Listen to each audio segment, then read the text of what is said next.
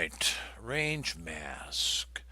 Um, these would be your instructions for completing this exercise, at least the first image, which comes to us courtesy of a former student, Sharon Hunter, who emailed this image to me asking how she could edit this so that the tree trunk um, is a little bit more visible and has a little bit more punch, and make the sky darker without affecting the tree trunk.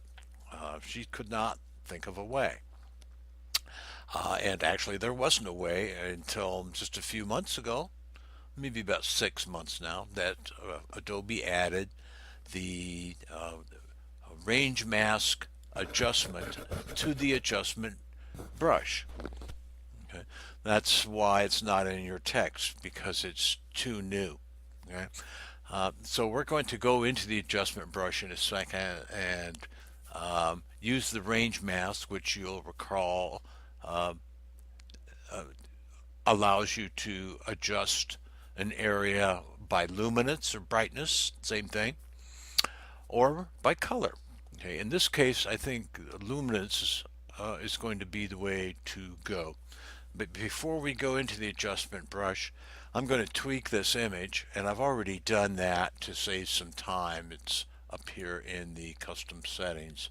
So I'm going to click on that, and there are the adjustments.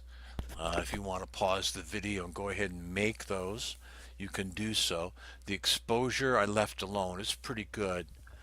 Contrast is a plus 20. The image was a little flat, as most digital images are. Highlights, I brought those down to about minus 29. Shadows, I opened up to about a plus 38, so we can see a little bit more in that tree trunk. Clarity, to help to punch up those the tree trunk, which we've now lightened a little bit. That's at 39. And then some vibrance, plus 27. Okay, so we'll make those adjustments.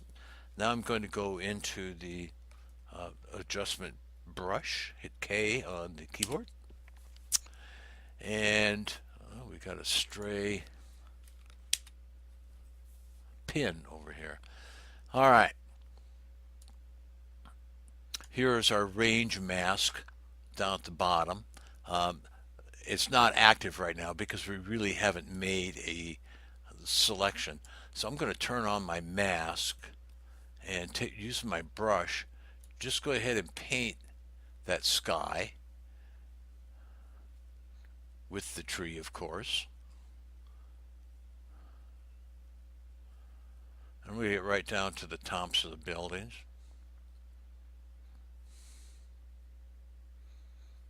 All right, there we are.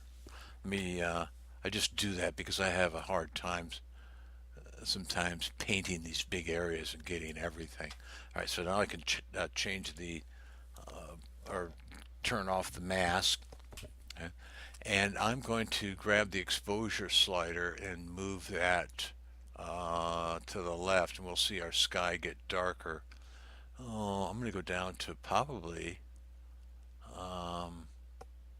what, about minus 0.85. All right? But of course, the tree got darker right along with it. So let's fix that. We'll go down to the range mask, which the drop down box is now available. So I'm going to click on that arrow in the drop down box and select luminance. And then I get these sliders. So right now the sliders indicate a full range of tones are affected, from the blacks, darkest blacks, deepest blacks, all the way up to the brightest whites. So I want just the bright areas of the sky. So I'm going to grab the dark slider and move that to the left, and we'll see our tree trunk come back to life. All right, if you want to see the actual mask, while clicking on that slider, press the Alt key, and there we have our mask. We don't have all the tree trunk yet.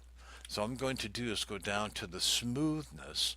Again, I'm going to hold the Alt key down, click on the smoothness, and move that to the left, and that'll narrow the range um, of brightness so that it's just pretty much the tree trunk.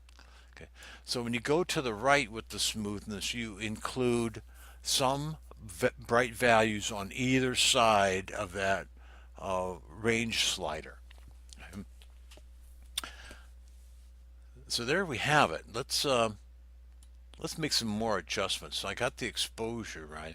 I'm going to I don't know if clarity will help us much, so let's not move that. Saturation, I'm going to saturate that sky just a little bit, make it look, the blue look nice and blue, and that's about all we need. So we've got minus 0.85 with the exposure at about a plus 12 on the saturation. I'm going to hit the preview button or key, and we'll see the difference. All right, there's before any adjustments, and there's after. Big difference. No other way to do that except with the range mask. Okay, that's it for this image.